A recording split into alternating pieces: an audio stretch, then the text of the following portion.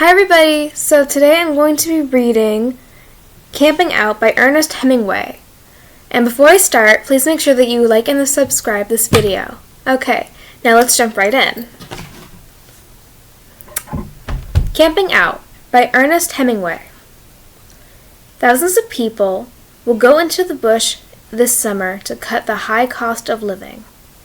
A man who gets his 2 weeks' salary while he is on vacation should be able to put those 2 weeks in fishing and camping, and be able to save 1 week's salary clear. He ought to be able to sleep comfortably every night, to eat well every day, and to return to the city rested and in good condition. But if he goes into the woods with a frying pan, in ignorance of black flies and mosquitoes, and great and abiding lack of knowledge about cookery, the chances are that his return will be very different. He will come back with enough mosquito bites to make the back of his neck look like a relief map of the Caucasus. His digestion will be wrecked after a valiant battle to simulate half-cooked or charred grub, and he won't have had a decent night's sleep while he has been gone. He will solemnly raise his right hand and inform you that he has joined the grand army of never-agains. The call of the wild may be all right, but it's a dog's life. He has heard the call of the tame with both ears. Waiter, bring him an order of milk toast. In the first place, he overlooked the insects. Black flies, no-see-ums, deer flies, gnats and mosquitoes were instituted by the devil to force people to live in cities where he could get at them better. If it weren't for them, everybody would live in the brush, and he would be out of work. It was a rather successful invention. But there are lots of dopes that will counteract the pests. The simplest, perhaps, is oil of citronella. 2 butts worth of this purchased at any pharmacist's will be enough to last for 2 weeks in the worst fly and mosquito-ridden country. Rub a little on the back of your neck, your forehead, and your wrists before you start fishing, and the blacks and the skeeters will shun you. The odor of citronella is not offensive to people. It smells like gun oil, but the bugs do hate it. Oil and pennyroyal and eucalyptus are also much hated by the mosquitoes, and with citronella, they form the basis for many proprietary preparations, but it is cheaper and better to buy the straight citronella. Put a little on the mosquito netting that covers the front of your pup tent or canoe tent at night, and you won't be bothered. To be really rested and get any benefit out of a vacation, a man must get a good night's sleep every night. The first requisite for this is to have plenty of cover. It is twice as cold as you expect it will be in the bush 4 nights out of 5. A good plan is to take just double the bedding that you think you'll need. An old quilt that you can wrap up is as warm as 2 blankets. Nearly all outdoor writers rhapsodize over the browse bed. It is all right for the man who knows how to make one and has plenty of time, but in a succession of one-night camps on a canoe trip, all you need is level ground for your tent floor, and you will sleep all right if you have plenty of covers under you. Take twice as much covers as you think you will need, and then put 2/3 of it under you. You will sleep warm and get your rest. When it is clear weather, you don't need to pitch your tent if you are only stopping for the night. Drive 4 stakes at the head of your made-up bed and drape your mosquito bar over that. Then you can sleep like a log and laugh at the mosquitoes.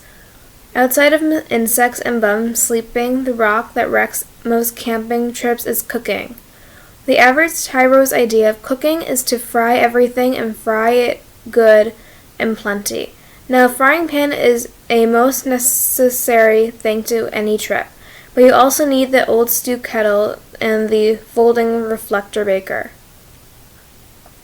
A pan of fried trout can be better, and they don't cost any more than ever. But there is a good and bad way of frying them. The beginner puts his trout and his bacon in and over a brightly burning fire. The bacon curls up and dries into a dry, tasteless cinder, and the trout is burned outside, while it is still raw inside. He eats them, and it is all right if he is only out for the day and going home to a good meal at night, but if he is going to face more trout and bacon the next morning, and other equally well-cooked dishes for the remainder of 2 weeks, he is on the pathway to nervous dyspepsy.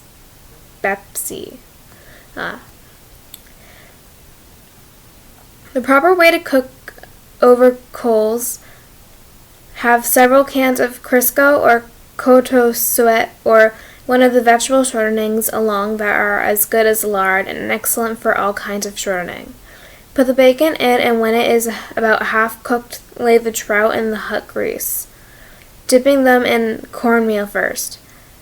Then put the bacon on top of the trout, and it will baste them as it slowly cooks. The coffee can be boiling at the same time, and in a smaller skillet pancakes being made that are satisfying the other campers while they are waiting for the trout. With the prepared pancake flours, you can take a cupful of pancake flour and add a cup of water. Mix the water and flour, and as soon as the lumps are out, it is ready for cooking. Have the skillet hot and keep it well greased. Drop the batter in, and as soon as it is done on one side, loosen it in the skillet and flip it over.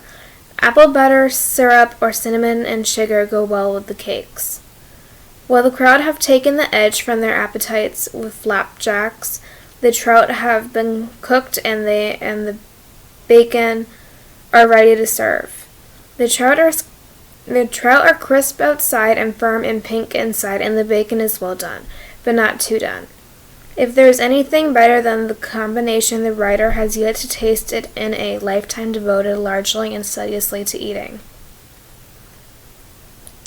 The stew kettle will cook your dried apricots when they have resumed their pre-dried plumpness after a night of soaking.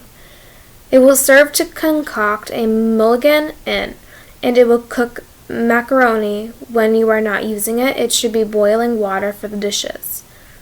In the baker, mere man comes into his own, for he can make a pie that to his bush appetite will have it all over the product that mother used to make, like a tent. Men have always believed that there was something mysterious and difficult about making a pie. Here is a great secret. There is nothing to it. We've been kidded for years. Any man of average office intelligence can make at least as good a pie as his wife. All there is to a pie is a cup and a half of flour, 1/2 teaspoon of salt, 1/2 cup of lard, and cold water. That will make pie crust that will bring tears of joy into your camping partner's eyes. Mix the salt with the flour, work the lard into the flour, make it up into a good workman-like dough with cold water, spread some flour on the back of a box or something flat, and pat the dough around a while. Then roll it out with whatever kind of round bottle you prefer. Put a little more lard on the surface of the sheet of dough, and then slosh a little flour on and roll it up, and then roll it out again with the bottle. Cut out a piece of the rolled or out dough big enough to line a pie tin. I like the kind with holes in the bottom. Then put in your dried apples that have soaked all night and been sweetened, or your apricots, or your blueberries, and then take another sheet of dough and drape it gracefully over the top, soldering it down at the edge with your fingers. Cut a couple of slits in the top dough sheet and prick it a few times with a fork in an artistic manner. Put it in the baker with a good slow fire for 45 minutes, and then take it out, and if your pals are Frenchmen, they will kiss you. The penalty for knowing how to cook is that the others will make you do all the cooking. It is all right to talk about roughing it in the woods, but the real woodsman is the man who can be really comfortable in the brush. Okay, I hope you guys liked that story. Sorry I messed up a few words. This is my first video reading audiobooks, so Bear with me, people. Okay, well, please like and subscribe to my channel and this video, and hopefully you guys will like the next video. Okay, bye!